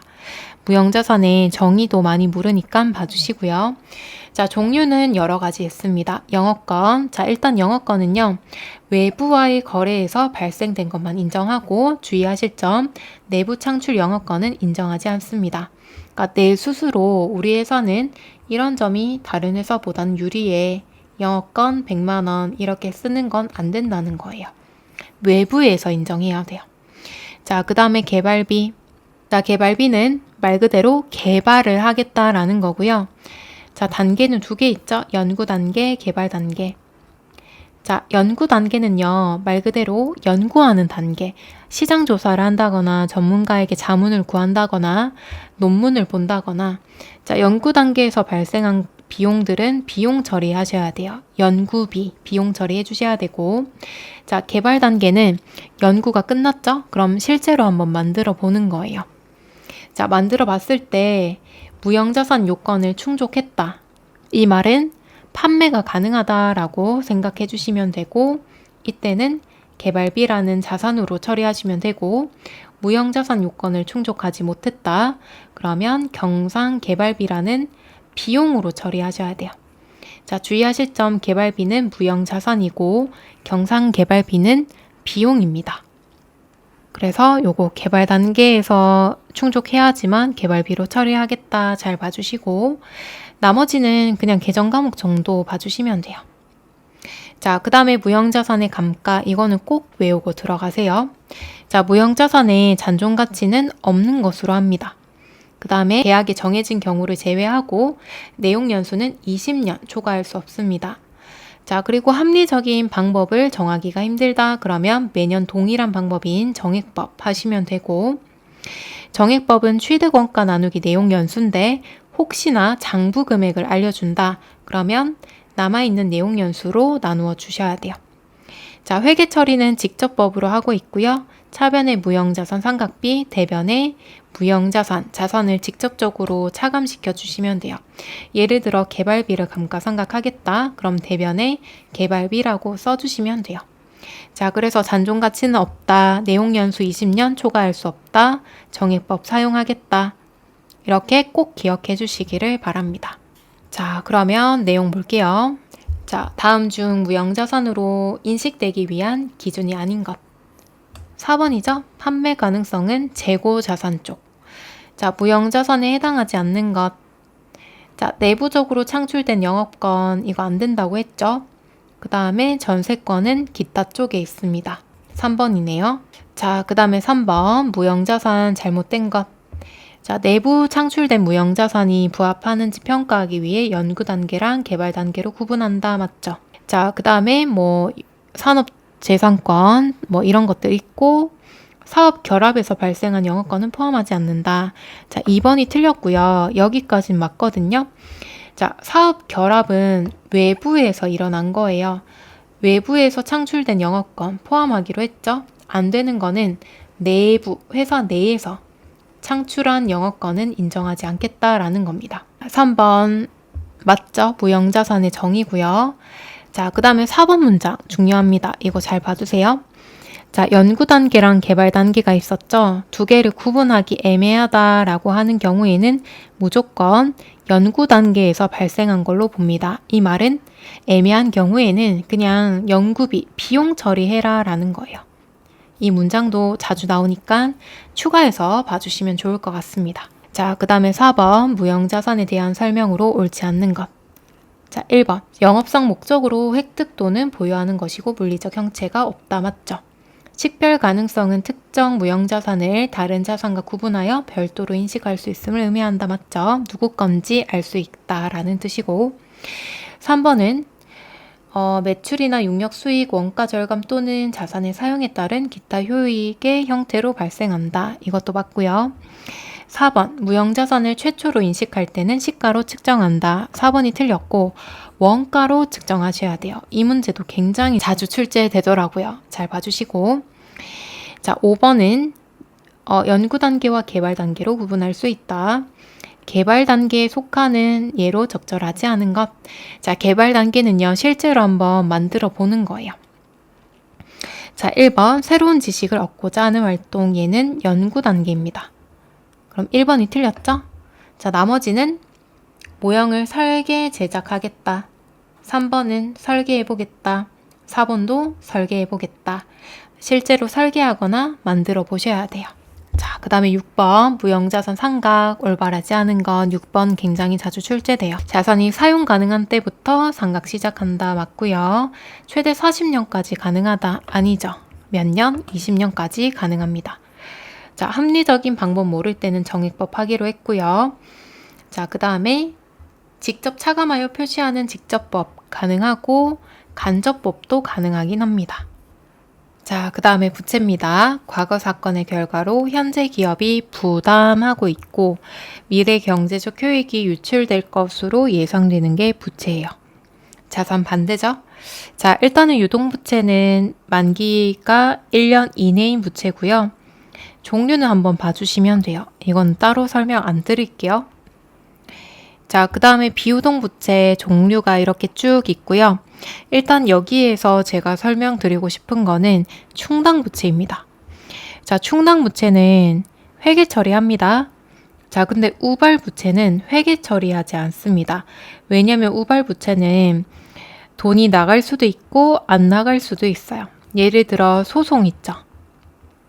자, 내가 패소하면 위약금을 줘야 되고 승소하면 위약금을 안 줘도 된다. 그러면 돈이 나갈 수도 있고 안 나갈 수도 있죠. 그런 경우에는 회계 처리하지 않고 주석에다가 그냥 적기만 하시면 돼요. 자, 우발부채에 대해서 굉장히 많이 묻습니다. 자, 그리고 반대로 우발자산이라는 것도 있거든요. 우발자산도 마찬가지로 회계 처리하지 않습니다. 자, 그리고 충당부채. 충당부채는 지급 시기와 금액이 명확하지 않은 부채를 얘기하는 거고, 하지만 우발부채와는 다르게 돈이 유출될 것으로 예상이 되는 거예요. 그래서 대표적인 게 퇴직급여 충당부채죠. 자, 퇴직급여는 직원이 퇴사해야 지급하는 금액인데 직원이 언제 퇴사할지 모르죠. 그렇기 때문에 퇴직급여 충당부채라고 하는 거예요. 자, 그 다음에 퇴직연금, 확정급여형은 퇴직연금 운용자산으로 처리하시고 확정기여형은 퇴직급여로 처리하시면 됩니다. 자, 그 다음에 사채. 사채는 일반 투자자들로부터 돈을 빌리는 거예요. 자, 회계 처리하실 때 대변에는 사채 액면금액으로 적어주고 돈 받은 거 적어주고요.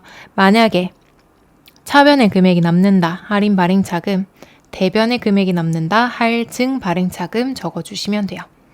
자, 그리고 주의하실 점은 사채 발행비 있죠? 자, 사채 발행비는 수수료 비용하시면 안 돼요. 수수료 비용하지 말고 사채 할인 발행차금에 더해주시거나 사채 할증 발행차금에서 빼주셔야 돼요. 어쨌든 여기 안에서 해결을 보셔야 됩니다. 자, 그리고 여기에는 세무 2급에 출제되는 내용인데요.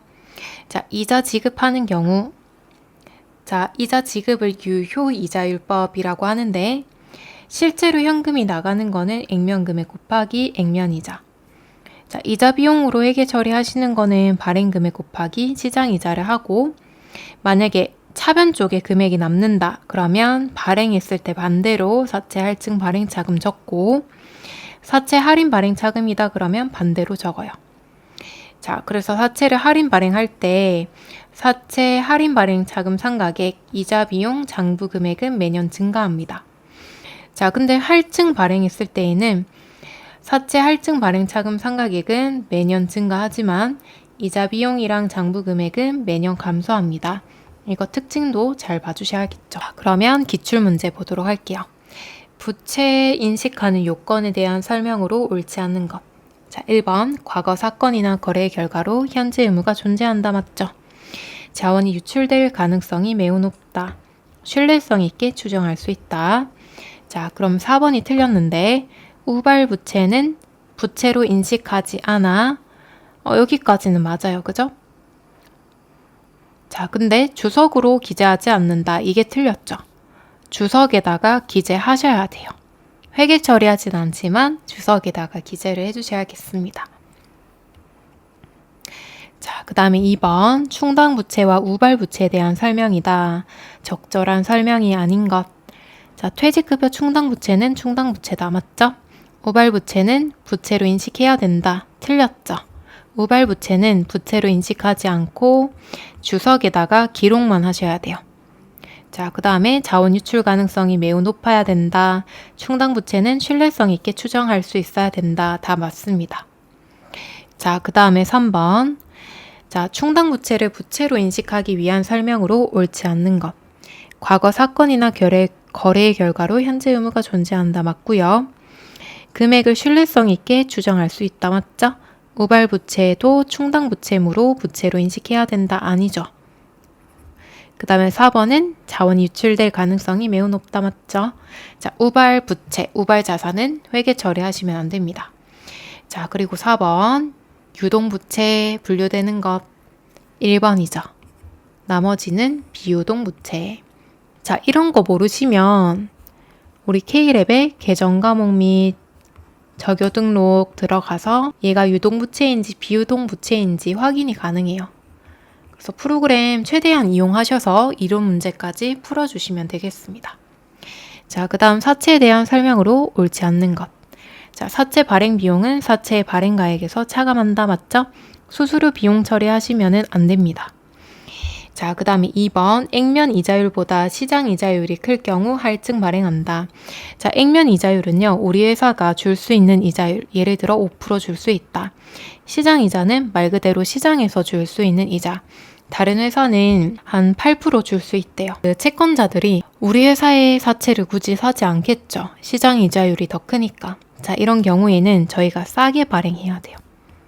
반대로 할인 발행해야 이자를 적게 주더라도 채권자들이 우리 회사의 사채를 구입을 합니다. 자, 그럼 2번이 틀렸죠? 자, 그 다음에 자본. 자본은 자산에서 부채를 차감한 잔액을 얘기하고 순자산, 소유주 지분, 자기자본, 남아있는 재산 다 자본을 얘기하는 거예요. 자, 자본은 자본 구조를 알고 계셔야 되는데요. 자본과의 거래, 자본금은 보통주와 우선주가 있고 무조건 액면가액으로 회계 처리하셔야 돼요. 자본잉여금은 주식 발행 초과금, 초과금 있고 기타 자본잉여금의 감자차익, 자기주식 처분이익, 이득 본 거죠. 주주와의 거래에서 이득 본 거. 자본 조정은 주식 할인 발행 자금, 감자 차손. 자기 주식은 임시 계정이고 자기 주식 처분 손실.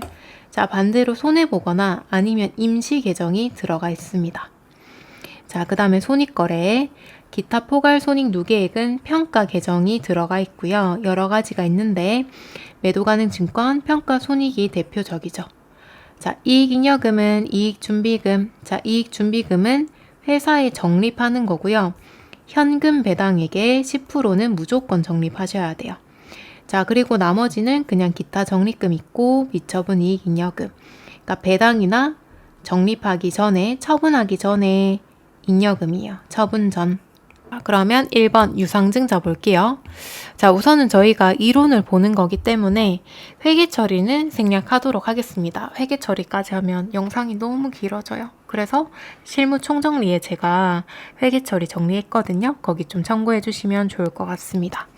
자, 일단 유상증자는 대가를 받고 주식을 발행한 경우 유상증자라고 해요. 대가를 받고 자본을 증가시켰다. 자, 액면 금액이 발행 금액보다 큽니다. 자, 액면 금액이 100만 원인데 90만 원밖에 못 받았대요. 그럼 10만 원은 할인 발행 차금. 자, 액면 금액 100만 원짜리인데 150만 원 받고 발행했대요. 그럼 50만 원 이득 받죠? 주식 발행 초과금에 넣어주시면 되고, 자, 그 다음에 주식 발행할 때 비용 들어가거든요. 증권회사에 수수료 줘야 되고요. 그 다음에 우리 회사 지금 주식 발행하고 있습니다. 광고도 해야 되거든요. 자, 그때 주식 발행비는 수수료 비용하지 않고 발행가액에서 빼주시면 돼요. 자, 어쨌든 사채랑 주식 있죠. 얘들을 유가증권이라고 하는데 유가증권을 발행할 때 비용들이 들어갈 거예요. 수수료. 얘들은 비용 처리하시면 안 돼요. 발행가액에서 빼주셔야겠습니다. 주의해 주시고, 자, 그 다음에 유상감자, 대가 받고 자본을 감소시켰다라는 거예요. 자, 사업 규모를 축소하기 위해서 이미 발행한 자기 주식을 매입하고 소각시킨다. 소각은 불태워서 없앤다라는 뜻이죠. 소각장 생각하시면 되고 주식을 아예 없애버리는 거예요. 자, 이번에도 마찬가지. 액면 금액이 100만 원짜리인데 90만 원 주고 사왔대요. 그런 경우에는 지금 틀렸죠. 감자 차익입니다. 10만 원 이득 봤다. 자, 그 다음에 액면 금액 100만 원인데 150만 원 주고 매입을 했대요. 돈을 더 많이 줬죠. 그러면 감자 차손으로 50 잡아주셔야 돼요. 자, 그 다음에 무상증자는 대가 없이, 없을무죠? 대가 없이 주식을 발행했다. 자, 이런 경우는 요거예요. 자본금 있고요. 그 다음에 자본잉여금 있죠? 자본잉여금은 주주와의 거래에서 이득 본 거예요. 예를 들어 100만 원 있고 얘는 빵원이라고 가정할게요. 자, 우리가 주식을 공짜로 발행하고 싶은데 어쨌든 돈이 필요하잖아요. 그죠? 그러면 저희가 자본잉여금에서 떼다가 이쪽으로 옮기는 거예요. 이거를 전입이라고 하거든요. 우리 이사할 때 전입신고한다라고 하죠. 자, 그래서 여기 있던 100만 원을 자본금으로 옮기는 거. 자, 옮기고 나면 금액이 어떻게 돼요? 이익잉여금은 빵원이고 자본금에 100만 원 들어가겠죠? 자, 이런 경우에는 자본 총계에는 아무런 변화가 없습니다. 그죠? 둘 다 100만 원이죠. 자, 그래서 회계 처리하실 때는 자본잉여금은 자본 감소, 자본금은 자본 증가. 자본금은 증가했죠. 빵원에서 100만 원으로 증가했고요. 대신에 자본 총계는 변화가 없죠, 여러분. 100만 원에서 100만 원으로 바뀐 거죠. 불변한다라는 거 봐주시고. 자, 그 다음에 무상감자. 자본을 감소시켰는데 대가가 없다. 결손금을 보전하기 위해서 자본잉여금을 결손금 쪽으로 자리 이동하는 거예요. 자, 결손금은 손실 본 걸 얘기하는 겁니다. 자, 아까와 동일하게 자본잉여금이 있고 그 다음에 이익잉여금 대신에 손해 본 거예요. 결손금. 회계에서 손실을 마이너스라고 적죠. 예를 들어 마이너스 50만 원이 났다. 자본잉여금에 50만 원이 있어요. 그럼 이 결손금을 채우기 위해서 이쪽으로 옮기는 거예요. 자, 옮기고 나면 자본잉여금은 빵원, 결손금도 50 플러스하면 빵원이죠. 자, 그러면 이렇게 옮기는 걸 전입이라고 하고 전입 전에도 50만 원 빼기 50만 원 하면 빵원이고 옮기고 난 이후에도 빵원이죠. 그래서 자본 전체로 봤을 땐 변화가 없다라고 하는 거예요. 자, 그 다음에 이익잉여금. 자, 영업활동으로 인한 이익이고요. 이익준비금 외워주셔야 돼요. 자, 이익준비금은 현금 배당의 10%를 무조건 적립하셔야 되고요. 자본금의 2분의 1에 달할 때까지 적립해 주셔야 됩니다. 자, 그 다음에 배당은 현금 배당이 있고 주식 배당이 있는데, 자, 결의일이 있고 지급일이 있어요. 자, 결의일은 회의한 날. 자, 2월 이익잉여금에서 돈을 떼다가 주식 배당이다. 그러면 일단은 미교부 주식 배당금. 자, 현금 배당은 미지급 배당금 부채로 잡습니다. 그런 다음에 몇 달 후에 실제로 지급하겠다. 그럼 대변에 있던 계정 과목들을 차변으로 보내면서 감소시켜주고, 자, 주식 발행했다 그러면 자본금으로 처리. 그 다음에 현금 배당은 현금으로 처리하시면 되겠죠? 자, 그럼 기출문제 풀어볼게요. 자본에 대한 설명으로 가장 옳지 않는 것은? 자, 1번. 자본은 자산에서 부채 빼고 남은 돈을 얘기한다. 맞죠?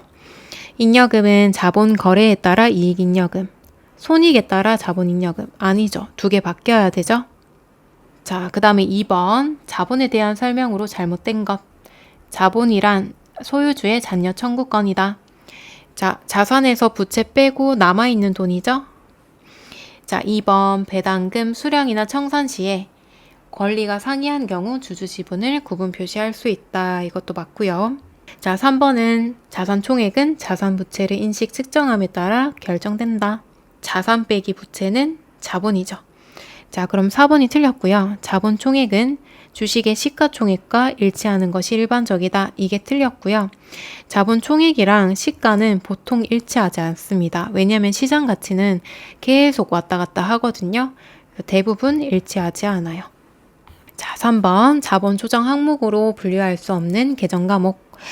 자, 자본 조정 들어가는 거는 대부분 손실본 계정입니다. 자, 그럼 여기 보시면 1번 감자 차익이죠? 얘는 자본잉여금.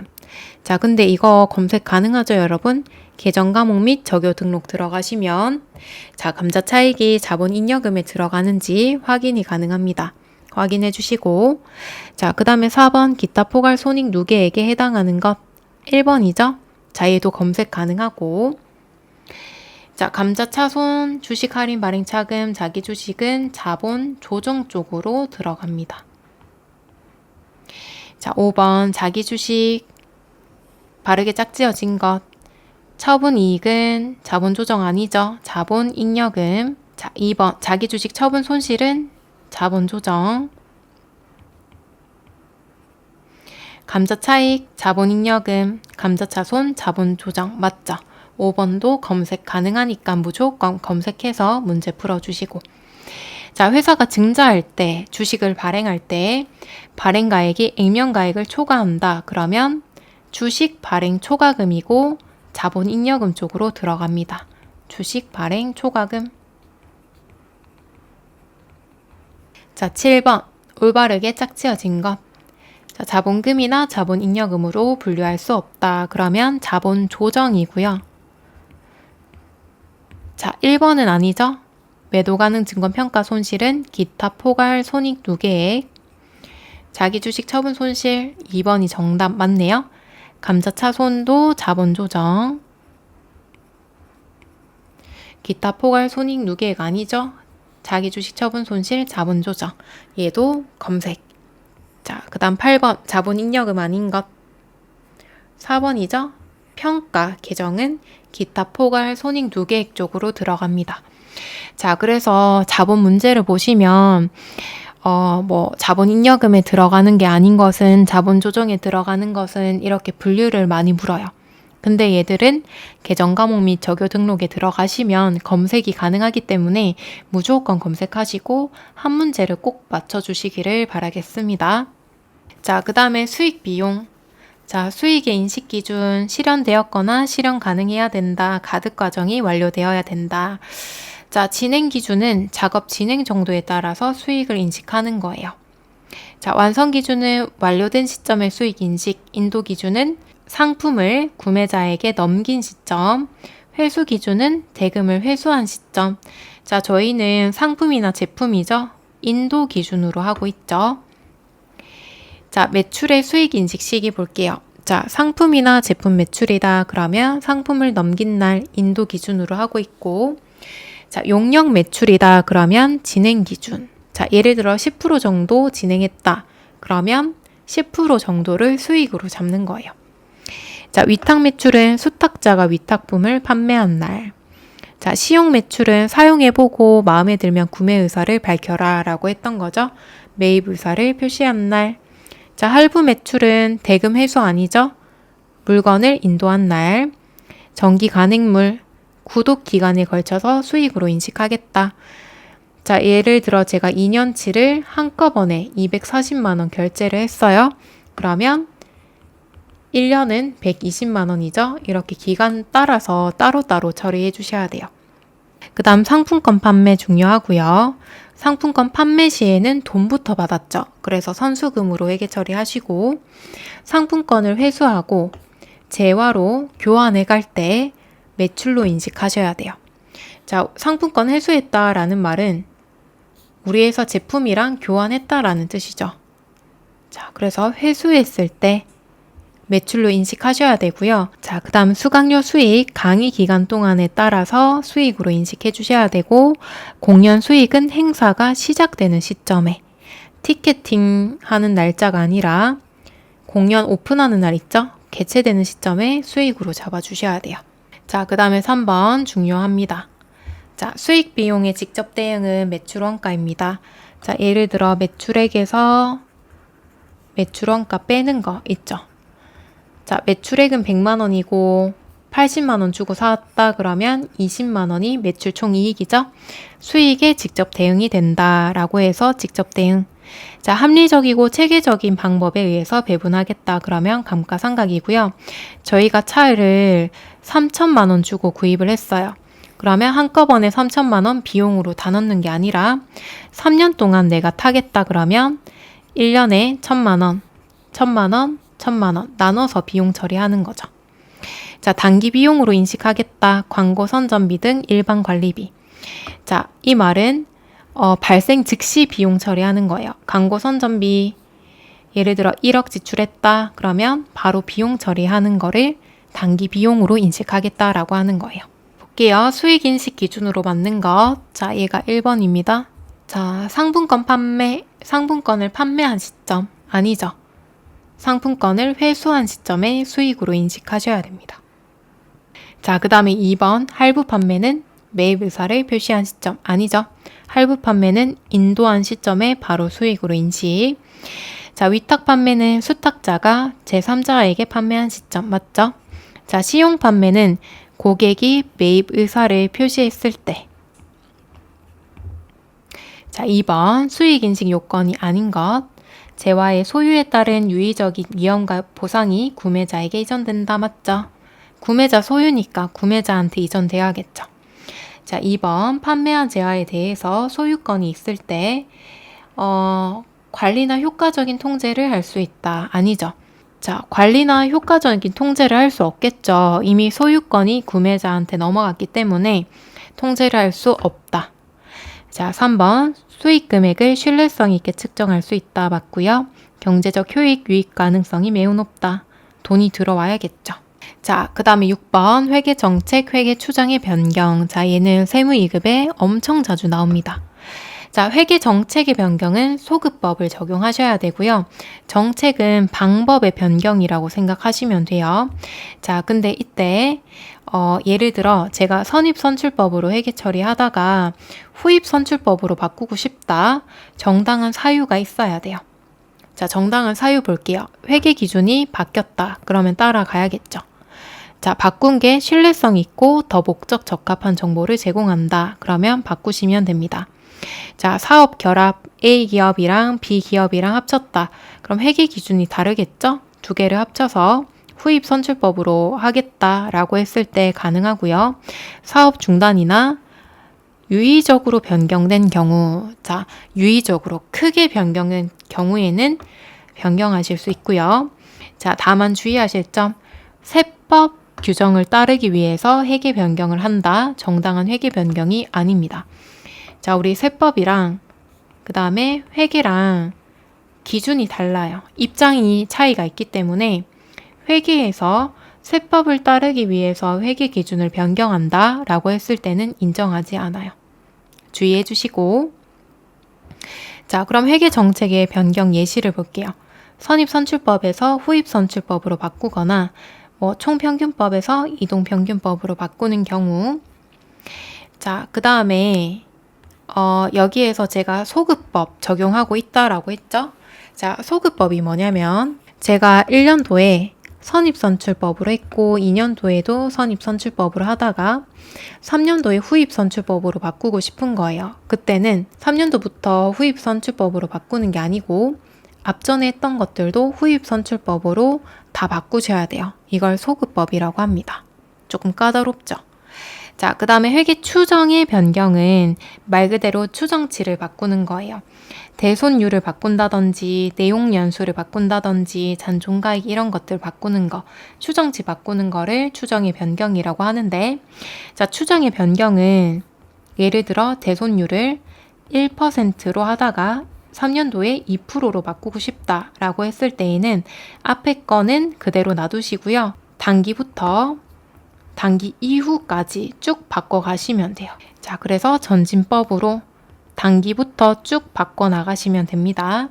자, 그리고 주의하실 점, 회계 정책이랑 회계 추정의 변경이 동시에 이루어진 경우에는 회계 정책부터 바꿔주셔야 돼요. 자, 그 다음 회계 정책인지 회계 추정인지 구분하기가 어렵다 그러면 무조건 회계 추정의 변경으로 보고 있습니다. 자, 그래서 여기 있는 내용들은 다 꼭 외워주셔야 돼요. 자, 1번 회계 변경에 대한 설명으로 옳지 않는 것. 자, 회계 방법 변경이고 소급법 적용한다. 맞죠? 자, 누적 효과를 합리적으로 결정하기 어렵다라고 하시면 어쩔 수 없이 전진법도 가능합니다. 자, 세법 개정으로 회계 변경을 해야 되는 경우 정당한 사유에 해당한다. 아니죠? 세법이랑 입장 차이가 있다라고 말씀드렸고 정당한 사유가 아닙니다. 자, 추정의 변경은 전진적으로 처리한다. 맞죠? 단기와 단기 이후에 반영한다. 자, 그 다음에 2번 틀린 거 찾으라고 하네요. 자, 추정의 변경은 소급해서 적용한다. 아니죠. 추정은 전진법, 단기와 단기 이후부터 쭉 바꿔주시면 돼요. 자, 회계 정책이랑 회계 추정의 변경이 동시에 이루어진다 그러면 회계 정책부터 하시면 돼요. 자, 그리고 회계 정책이랑 회계 추정 구분이 어려운 경우에는 어떻게 본다? 회계 추정으로 본다. 자, 4번. 자, 회계 정책을 변경할 경우 더 신뢰성 있고 목적이 적합하다 그러면 변경할 수 있다. 이것도 맞죠. 자, 3번. 회계 변경에 대한 설명 중 틀린 것.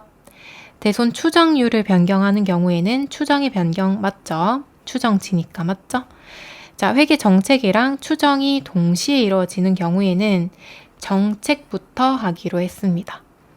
자, 그리고 회계 정책인지 추정인지 구분하기가 어렵다 그러면 어떤 걸로 보기로 했죠? 회계 추정의 변경으로 보기로 했습니다. 추정 3번입니다. 자, 4번 이익 조정을 주된 목적으로 하겠다. 정당한 회계 변경 보지 않는다. 맞죠? 이익 조정을 위해서 바꾸는 거는 당연히 안 되겠죠. 여러분 정말 많이 고생하셨습니다.